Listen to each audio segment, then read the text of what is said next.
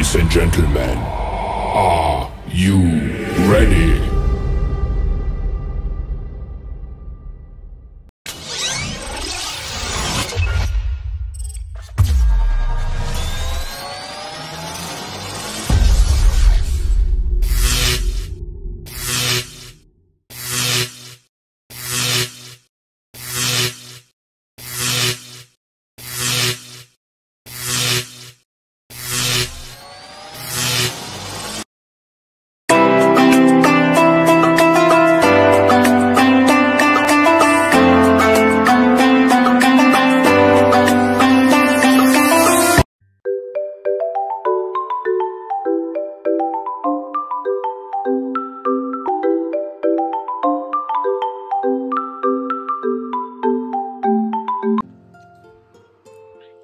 Assalamualaikum warahmatullahi wabarakatuh. In here, I want to introduce myself. My name is Deni Rawati. I am a master student of Islamic Religious Education. In here, I want to discuss and describe about Palestinian and Israel conflict. Today, the war between Hamas and Israel entered its second week since it broke out on October 7.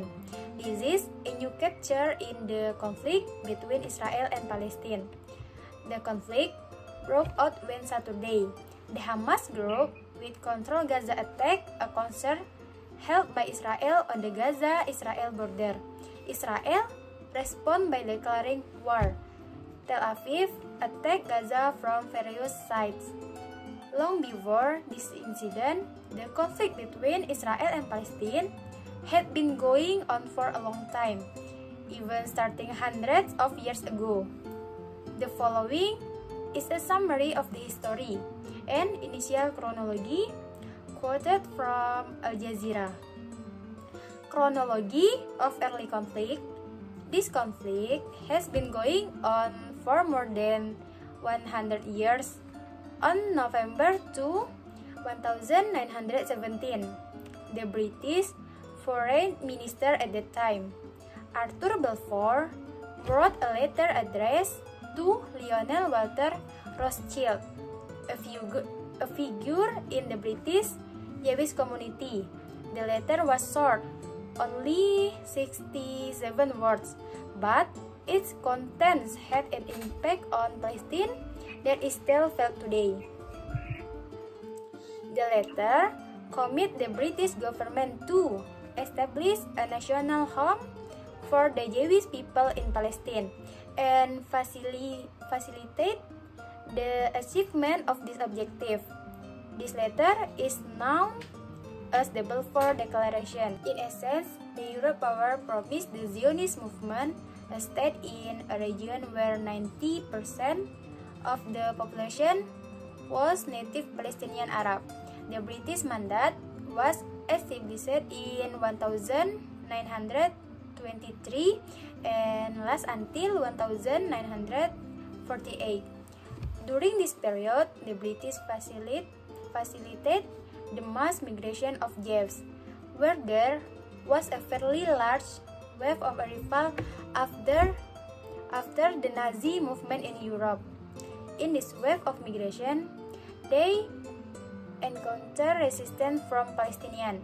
Palestinians are concerned about the changing demographic of their country and the confiscation of their land by Britain to hand it over to Jewish settlers, and increased violence. Rising tensions eventually led to the Arab Revolt. This lasts from 1936 to 1939.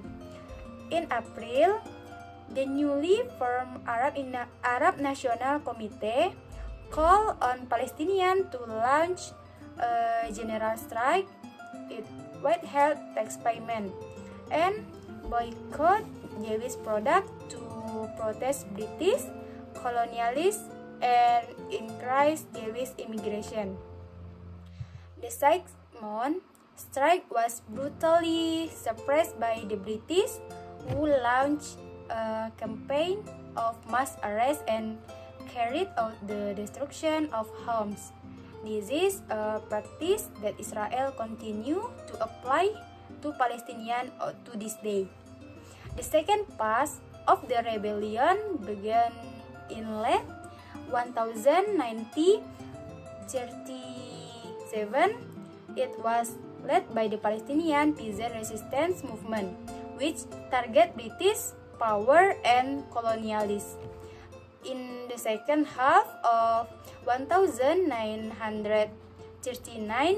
Britain had deployed 300 troops in Palestine. Villages were bombed by air, curfews were imposed, homes were destroyed, and administrative detention and mass killing were widespread. Simultaneously, the British collaborated with the Jewish settler community and formed an armed group and counter-insurgency force consisting of Jewish fighters called the British-led Special Night Squad. Within the Yishuv, the pre-state settler community, weapons were secretly imported and weapons factories were established to expand the Haganah, the Jewish paramilitary that later became the core of the Israel army. In the 3 years of the uprising, 1,000 Palestinians were killed, as many as were injured and were imprisoned. UN resolution by 1947, the Jewish population had swelled to 33% in Palestine, but they own only 60% of the land. The United Nations, or UN, then adopted Resolution 191, which called for the division of Palestine into Arab and Jewish states. Palestinians reject the plan because it gave about 5-6% of Palestine to the Jewish state, include most of the fertile coastal area. At the time, Palestine owned 94% of the historic territory and made up 67% of its population. And the next, the Nakba incident. Before the British mandate and on May 1968, Israel paramilitaries had begun military operation. It destroyed Palestinian towns and villages in order to expand the borders of the nation Israel. And in April 1948, more than 100 Palestinian men, women, and children were murdered in the village of Deir Yassin on the outskirts of Jerusalem. This determined the course of subsequent operation, and from 1987, more than 1,500 Palestinian villages, towns, and cities were destroyed in the Palestinian called the Nakba, or catastrophe in Arabic. And the next, an estimate Palestinians were killed, include in dozens of massacres. This incident also made the Zionist movement control 78% of historic Palestine. The remaining 22% is divided between what is now the occupied West Bank and the beside Gaza Strip. An estimate 750,000 Palestinians were forced to flee their homes. Today, their descendants live as 6 million refugees in 1558 refugee camps throughout Palestine and in neighboring countries such as Lebanon, Syria, Jordan, and Egypt. And the next, on May 1958, Israel announced its founding. The next day, the first Arab-Israel war began and fighting, and in January 1959,